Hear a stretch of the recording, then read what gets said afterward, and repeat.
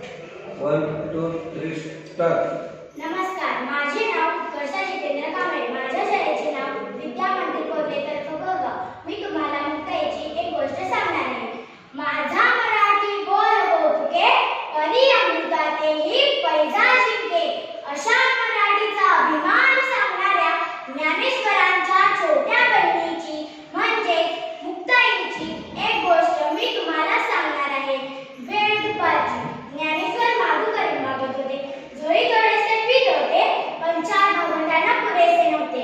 म्हणून ते एका घराजवळ आले आणि म्हणाले, ओम भिक्षां देहि,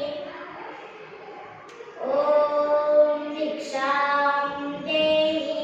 आतून एक कर्मठ माणूस आला. त्याने खाडकन दार बंद केले. ज्ञानेश्वर पुढे निघाले. पुन्हा त्या कर्मठ माणसाने दार उघडले आणि म्हणाला, इकडे इकडे इकडे. संन्यासाचा पोरगा रे तू, भिक्षा पाहिजे का तुला? हे घे पीठ म्हणून झोळीमध्ये मातीच टाकली. ज्ञानेश्वर मान खाली घालून निघाले. पुन्हा त्या कर्मठ माणसाने झोळी सोडली आणि म्हणाला, अरे थांब थांब, या भाकरी पण घेऊन जा.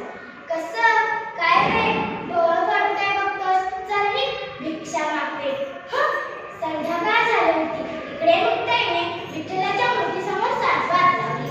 ही मूर्ती देऊन तिच्या आईबाबांची आठवण. तिने हात जोडून रामरक्षा म्हणू लागली. तिला जाऊ लागली की ज्ञानदा आलाय. तिने पटकन रामरक्षा उरकली आणि आपल्या भावांसाठी दाखल मांडली.